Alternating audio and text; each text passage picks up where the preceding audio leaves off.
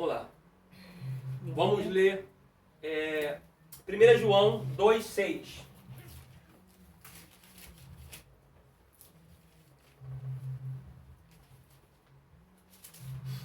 Ô Pai, ô Pai, que presença boa, Jesus. Oh, glória. Obrigado, Senhor. Obrigado, Jesus. Obrigado pelo teu sacrifício. Obrigado por ter me escolhido aqui, Jesus. Obrigado por ter me escolhido aqui. Obrigado, Senhor. Capítulo 2, versículo 6.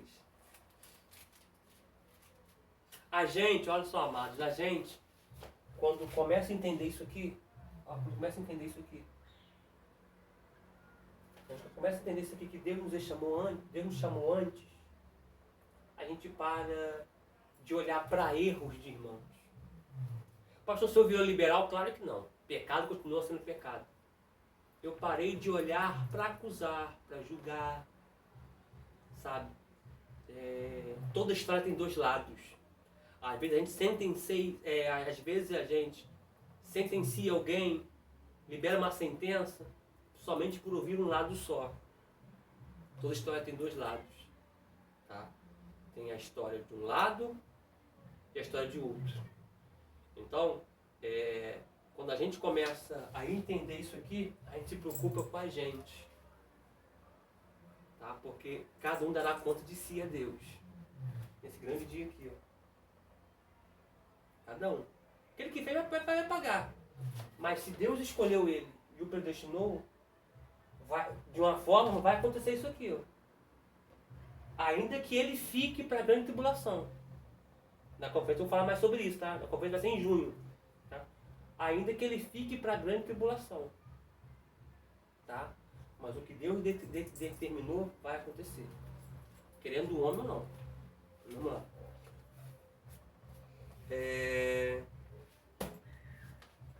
Primeira epístola de João, capítulo 2, versículo 6. Diz assim: aquele que diz que está nele, também deve andar como ele andou. Com glória. 4:11.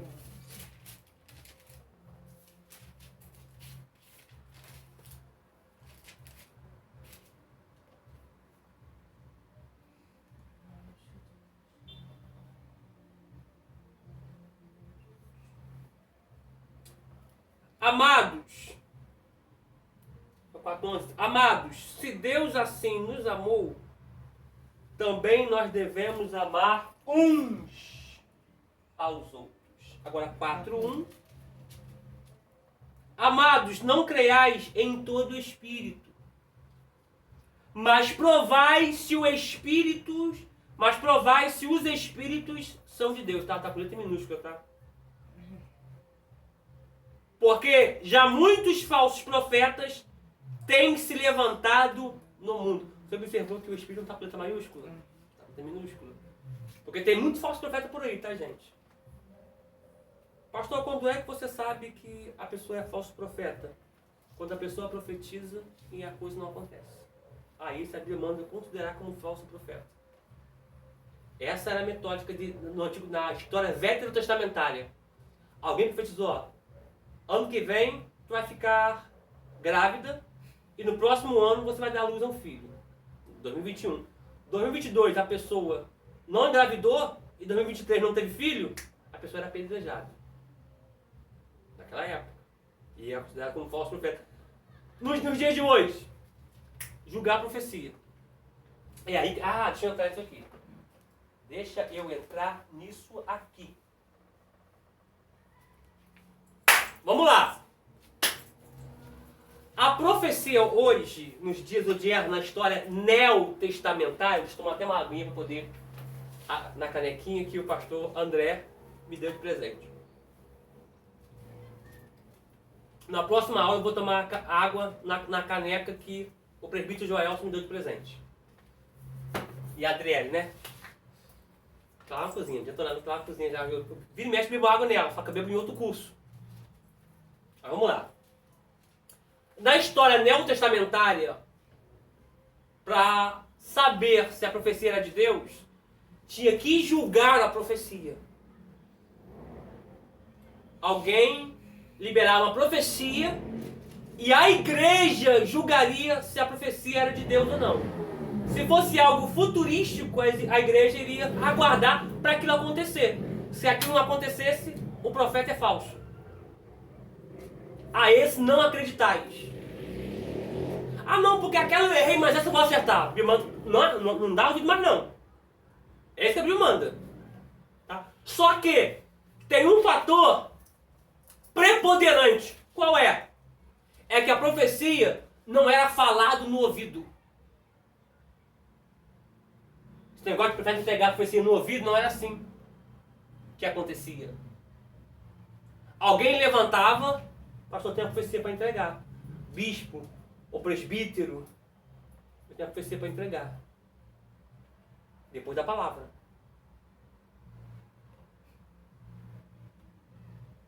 Ou se levantasse antes da palavra. Tá? E a profecia era alta. Quem estava tocando harpa, tamborim, pífaro, parava para poder ouvir a profecia. Como é que vai julgar se não houve profecia? Aí no tempo nosso aqui, isso tá uma bagunça generalizada. Por quê?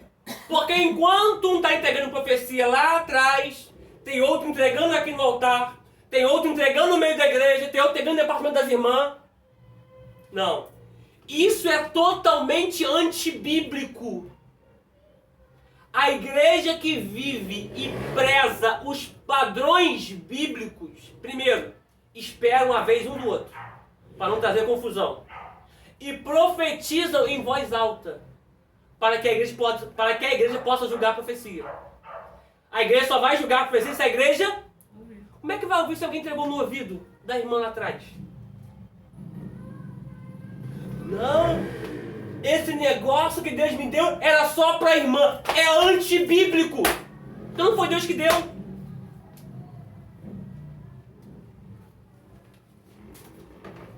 Não existe profecia nenhuma que alguém se levante na igreja que se for só para a irmã, entrega só para a irmã em particular, não. Mesmo que se for para a pessoa, tem que falar em voz alta. Em voz alta. Todo mundo ouvir. Para a igreja julgar. Ah, entendi. Isso é bíblico. E como é que alguém vai julgar se não houver profecia? E detalhe, olha o padrão da profecia bíblica. Ela edifica, exorta e consola. Se a profecia não for para te edificar, não for para te exortar, e nessa exortação não te consolar, não é Deus, não é Espírito Santo, é outro Espírito.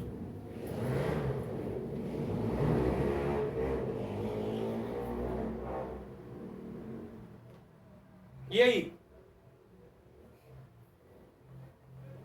Entregaram para o meu irmão agora esse tempo atrás, não era nem me ter falado sobre isso, não, mas eu vou falar.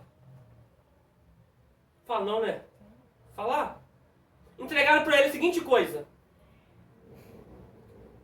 Assim diz o Senhor. Eu estou te guardando. Ó, aí já está me edificando a terra, né? E o coronavírus não vai te pegar. Porque eu, o Senhor teu Deus, estou te blindando. Moral da história. Meu irmão está em quarentena, você quando a coronavírus quase matou ele. Foi Deus que falou? Claro que não. É lógico que não. É o profeta que não tinha mais o que falar e quis falar isso. A grande problemática de igreja que vive de revelação é isso. Porque eu tenho que pegar revelação todo dia. Gente, Deus me usa em revelação, mas é muito raro. Não é todo dia, não. É os porcento, né? Hã? É os porcento. Isso. Deus manda te falar uma porcentagem e tu quer falar mais. É isso. Deus manda às vezes você falar 10 palavras. Aí você quer falar 50. As 40 que passou é por tua responsabilidade.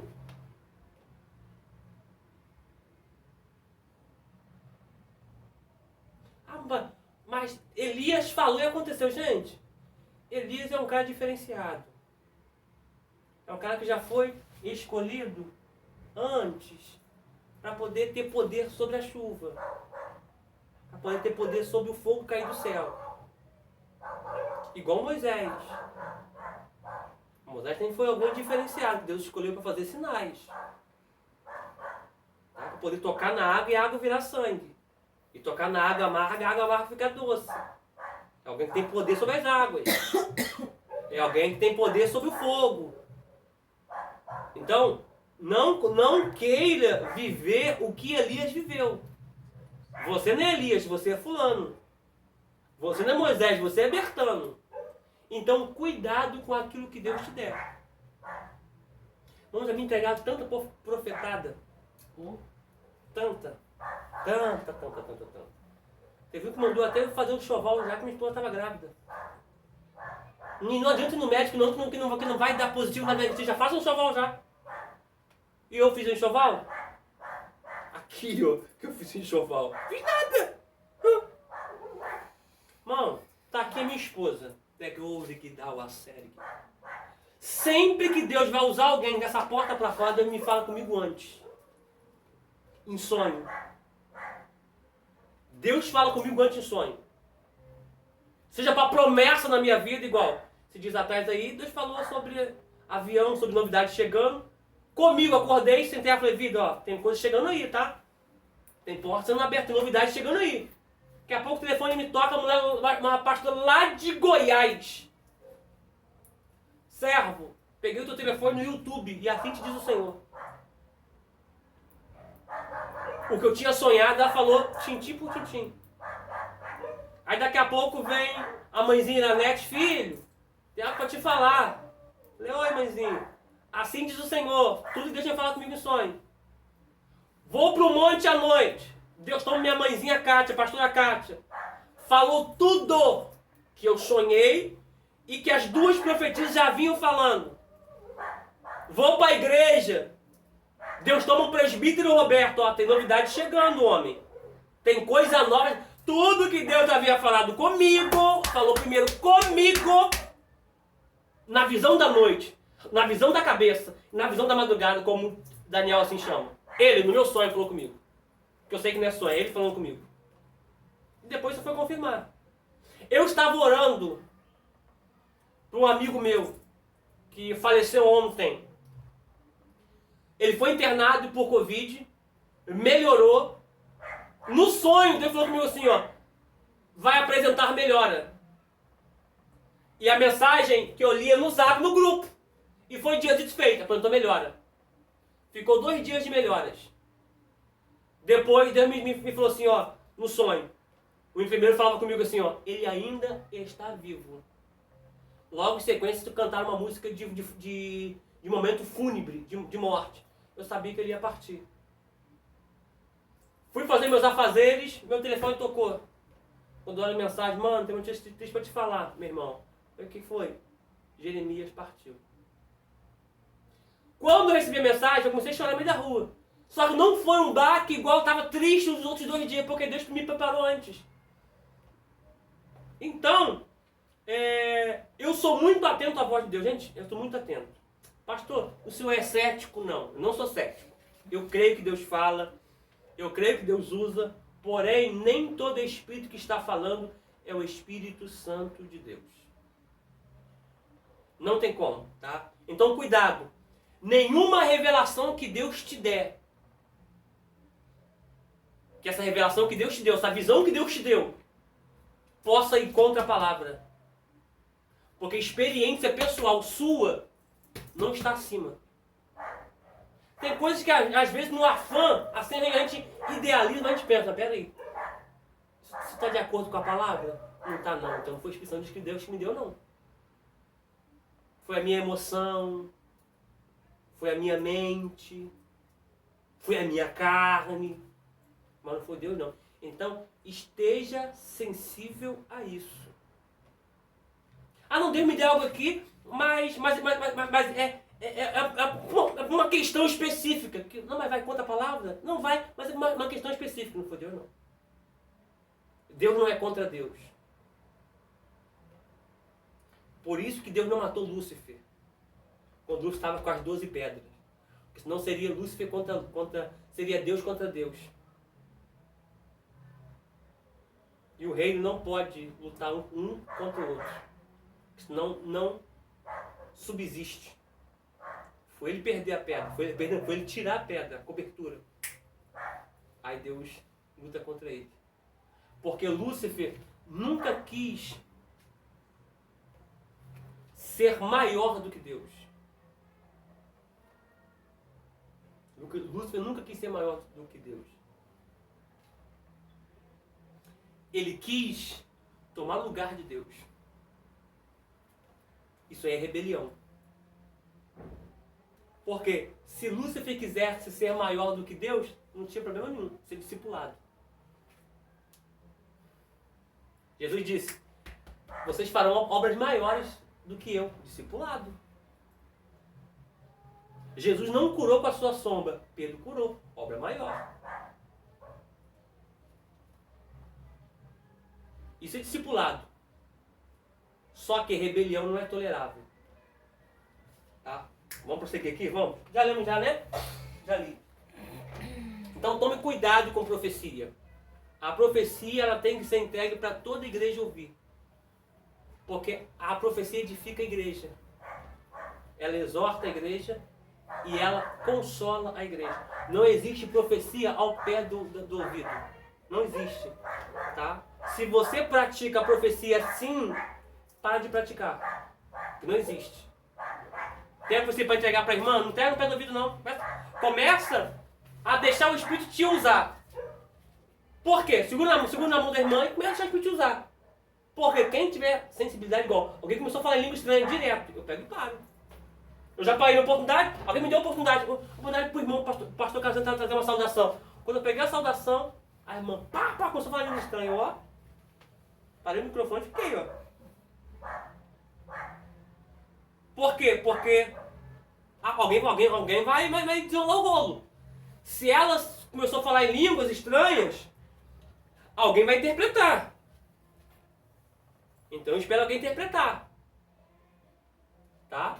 Ou caso não, ela vai ser usada em profecia. Então eu paro para ouvir. Não tem instrumento, não tem corinho, não tem louvor, não. Para, desliga o playback, desliga tudo. Tá? Já aprende isso aqui já. Tá cantando, Deus está mandando alguém em profecia, encerra o louvor, depois canta de novo. Fala, pastor, volta para mim cantar de novo, por favor. Entendeu? Não continua cantando não. Tá? Só que eu tenho que ter o quê? Sensibilidade. Porque o Espírito é sujeito ao profeta. Não é o Espírito Santo, é o meu Espírito. Eu recebi a informação no meu Espírito do Espírito Santo de Deus. Eu não preciso dar um pulo, sair correndo e interromper a mensagem. Não. Eu nem deixo. Já deixei, agora não deixo mais não. Pegar o microfone para entregar a profecia na maior profecia? Não, irmão, dom não está acima da palavra não, meu filho. Fica tranquilo, depois tu entrega, varão. Segura o rolo aí, varão. Tá? E detalhe, o Espírito Santo não rouba a consciência de ninguém. Não rouba. Tá? Porque isso aí é violação espiritual. Tá? Quem faz isso é o demônio. Que pega a pessoa, joga a pessoa no chão, a pessoa levanta. O que aconteceu? Hã? Não precisa não. Não. De forma racional, eu sei que tudo está acontecendo. Eu posso pular, eu posso rodar. Tá? De forma consciente. Só que estamos vivendo uma época do cai-cai. Caiu para quê? As pessoas que caíram na Bíblia levantaram diferente. Daniel recebeu a revelação, ficou com as pernas trêmulas, caiu no chão. Levantou e entregou grandes profecias. Foi diferente dali para frente. Paulo caiu no chão. Encontrou-se com Jesus, caiu no chão. O maior missionário. Está caindo no chão, está levantando para fazer o quê? Sujar roupa?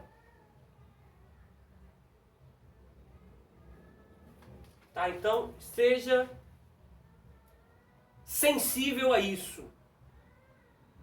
Se você me deu algo, eu posso ir lá no altar, assim diz o Senhor. Eu posso entregar profecia chorando. Eu posso entregar profecia pulando. Eu posso entregar profecia falando em línguas estranhas ou não. Porque as línguas estranhas não fazem parte da mensagem que eu recebi. A língua estranha me edifica, mas a mensagem vai edificar quem vai receber. Só que eu nunca posso entregar uma profecia no ouvido de alguém.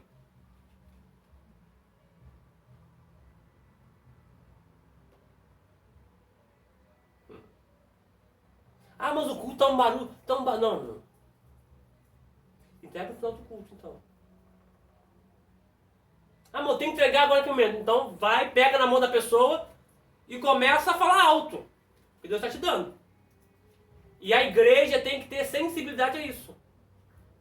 Opa, Deus vai falar, vamos parar que Deus vai falar. Devo pegar? Quer os textos bíblicos ou não precisa?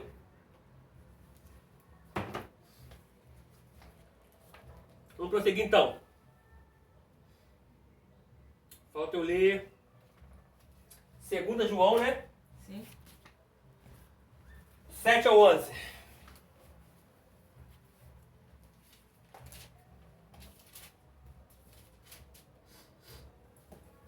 Do 7 ao 11 escrito está: porque já muitos enganadores entraram no mundo, os quais não confessam que Jesus veio em carne. Ó, pegou isso aqui?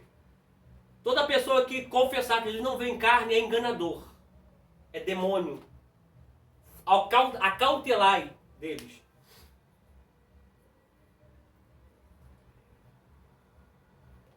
Este tal é enganador e o anticristo.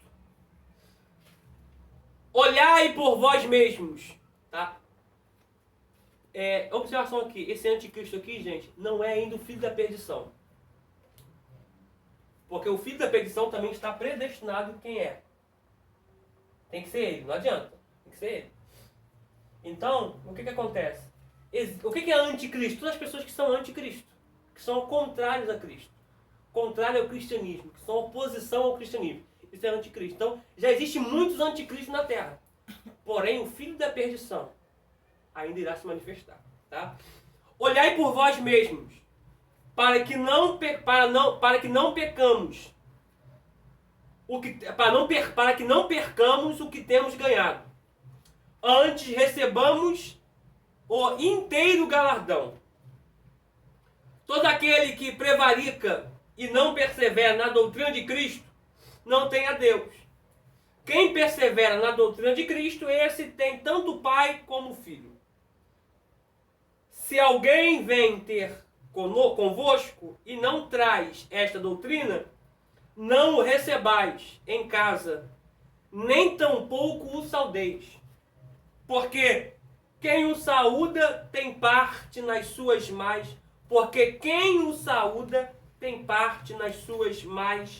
obras. Terceira epístola de João, 9:10. Tenho escrito à igreja, mas Diótrefes, que procura ter entre eles o primato, não nos recebe.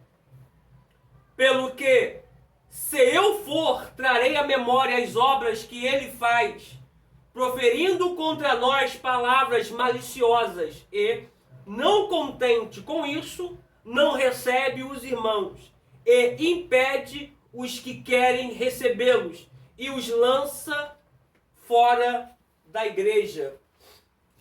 Até aqui mesmo, então não tem mesmo. Prossigamos aqui a apostila.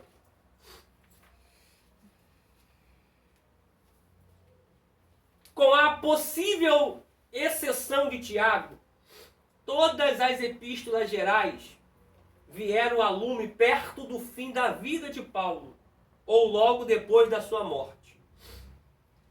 Elas tratam de problemas que a igreja enfrentava em seu crescimento e expansão. Textos como 2 Pedro, Judas, 1 e 2 João abordam o tema do ensino falso. Esse era um problema previsível numa igreja que crescia e encontrava ideias e perspectivas diferentes. Hebreus, Tiago, 1º e 3 João trazem ânimo. 1 Pedro e 3 João. Eu falei o quê? 1 João e 3 João. Ah, tá. Hebreus, Tiago, 1 Pedro, eu falei 3 Pedro? João. 1º e 2º e 3 João. Ah, tá. Obrigado. Hebreus, Tiago, 1 Pedro e 3 João. Isso. Trazem ânimo para os cristãos que sofriam assédio e perseguição. Como cristãos de hoje também se defrontam com esses problemas. As palavras das epístolas gerais podem nos dar força e ajuda em nossas lutas espirituais. Chegamos à epístola aos Hebreus. Tá? Então essa epístola aqui, veja bem, deixa eu parafrasear aqui. Essa epístola aqui é para o grupo dos hebreus. Vai falar de sacrifício, vai falar de lei. Tá? Para o grupo dos hebreus. Tá? Não quer dizer que não seja para nós em alguns aspectos. Claro que sim.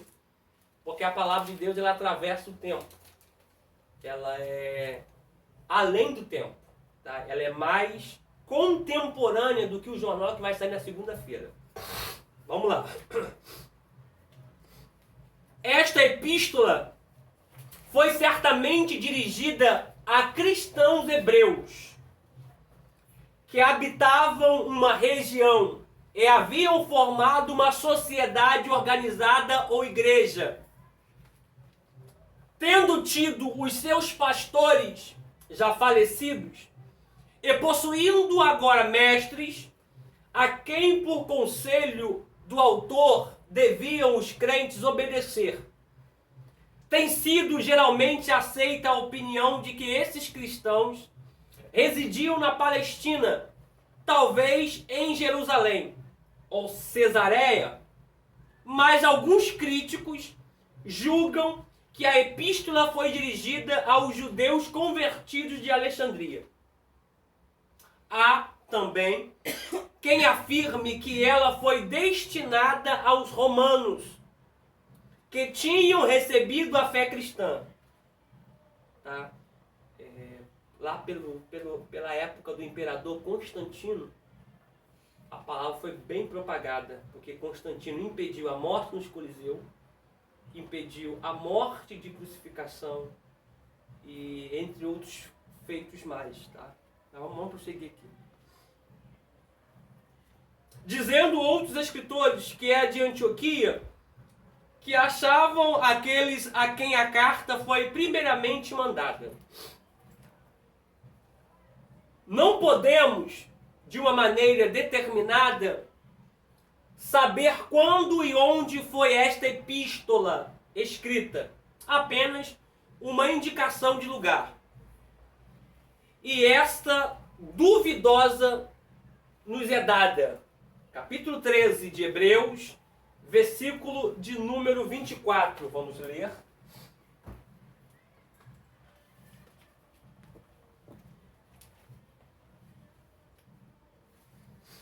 Hebreus 13, versículo de número 24.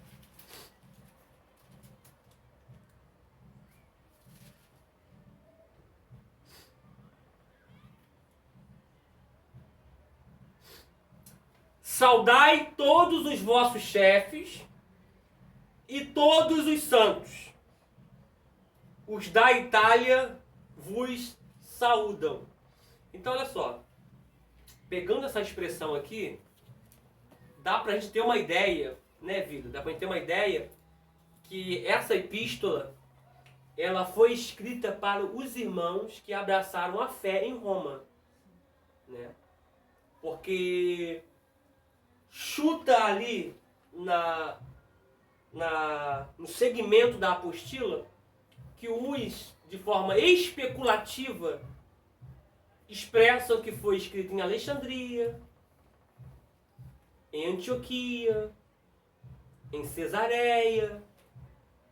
Porém, aqui nesse versículo número 24, a gente temos uma ideia que foi destinada, uma ideia, tá? Não uma afirmação, é uma tese dentro desse versículo que foi destinada aos irmãos em Roma. Então, tá mais para os irmãos em Roma do que para as outras localidades.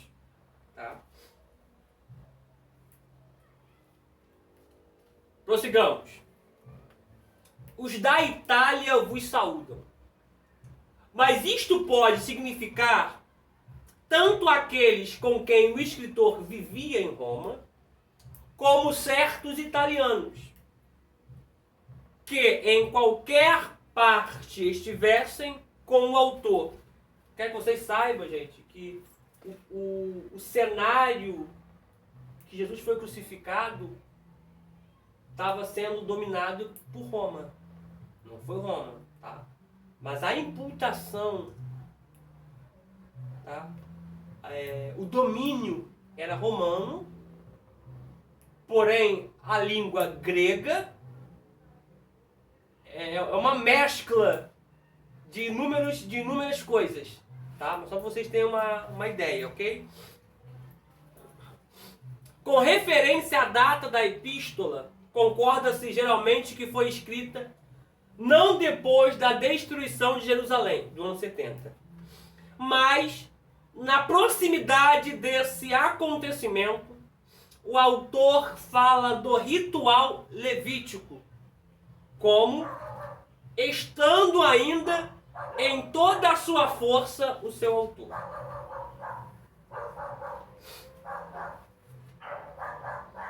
Com respeito a saber-se quem tem escrito a epístola, foi sempre, desde os tempos primitivos da igreja, uma coisa muito incerta.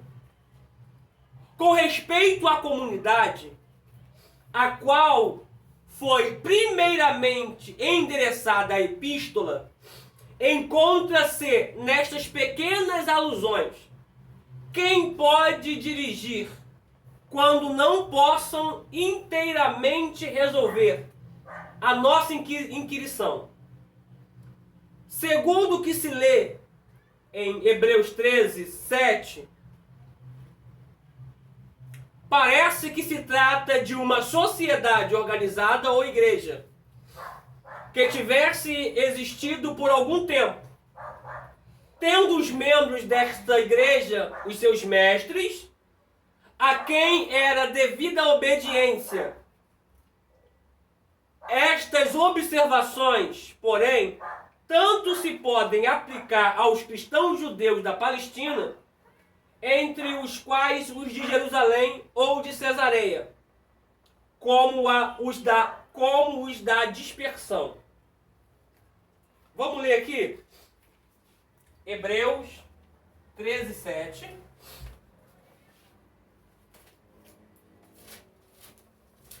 Hebreus 13, 7.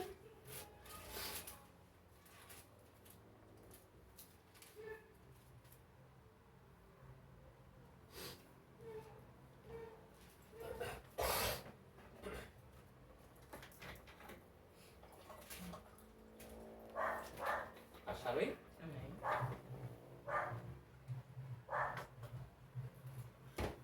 Vamos lá. Hebreus 13, 7.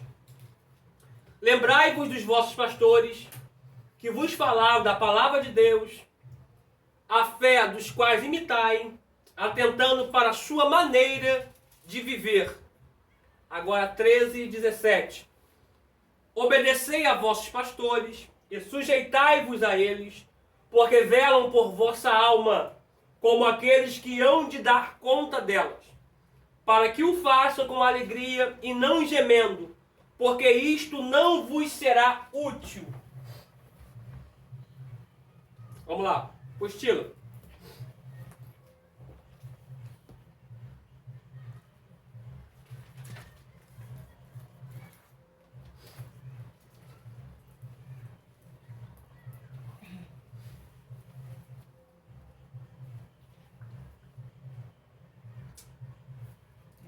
Esta epístola quanto à sua matéria, pode dividir-se em duas partes. Em duas partes. Principais. A primeira é principal doutrina. Vai do capítulo 1 ao capítulo 10, no versículo 18. A segunda é principal prática, do capítulo 10, do versículo 19 ao capítulo 13. Na primeira parte, prova-se a suprema autoridade e glória da dispensação cristã, fazendo ver quanto é superior o seu mediador, o eterno Filho de Deus, aos mediadores do antigo pacto, quer sejam espirituais como os anjos, quer terrestres como Moisés. Embora fossem grandes os seus sofrimentos, e se humilhassem até a morte, isto, longe de diminuir a sua glória de mediador, foi o grande meio de realizar a sua grandiosa obra de redenção. Vamos ler Hebreus, capítulo 1, versículo 1. Hebreus, capítulo 1, versículo 1, escrito está: havendo Deus antigamente falado muitas vezes e de muitas maneiras aos pais pelos profetas, a nós falou-nos nestes últimos dias pelo Filho. Vamos ler até o 4. A quem constituiu herdeiro de tudo, por quem fez também o mundo, o qual, sendo o resplendor da sua glória e a expressa imagem da sua pessoa, e sustentando todas as coisas pela palavra do seu poder, havendo feito por si mesmo a purificação dos nossos pecados, assentou-se à destra da majestade nas alturas, feito tanto mais excelente do que os anjos, quanto herdou mais excelente nome do que eles. Ô glória! A gente para por aqui, gente. A gente para na página 286, no último parágrafo dessa página. Tá bom? Falta quantos minutos tem, minha vida? 2. Eu espero que esta aula tenha sido um marco na sua vida, assim como foi na minha vida. Que tenha sido um divisor de água na tua vida, assim como foi na minha vida. Essa aula foi impactante. Glória a Deus por esta aula. Mais uma vez mais, obrigado, Espírito Santo de Deus. Olha só, a aula 23, 24 e 25 do dia 27 de fevereiro, muitos alunos ganharam falta porque não comentaram no vídeo. Tá? Eu preciso que vocês assistam os 3 vídeos e comentem, senão eu não ganhar falta. Tá? A gente vai estar liberando a aula para vocês ainda hoje. Tá? Vamos orar. Senhor, eu te glorifico por esta aula e te agradeço pela tua fidelidade e pelo Deus tremendo a qual o Senhor é. Muito obrigado pela presença do teu Espírito Santo em nossas vidas. Muito obrigado porque o Senhor nos conheceu, o Senhor predestinou a nossa história, o Senhor nos chamou em vida terrena quando levantamos a nossa mão e confessamos Cristo como único e suficiente Salvador. Por isso o Senhor nos justificou através da graça. Graça essa que o seu Filho, quando veio em carne, morreu e ressuscitou e nos deu o direito de sermos glorificados pelo teu Espírito Santo e herdarmos a mansão celestial. Muito obrigado, Espírito Santo, por começar e terminar a obra, por começar e aperfeiçoar a obra até aquele dia. Eu te louvo. Muito obrigado por tudo, em nome de Jesus. Que essa aula alcance o coração de todos os alunos, em nome de Jesus. Amém. E graças a Deus. Amados, que assim Deus possa abençoar você, a sua casa, de uma maneira muito especial em Cristo Jesus, nosso Senhor. Tá? Eu vou ficando por aqui. Que Deus vos abençoe em Cristo Jesus.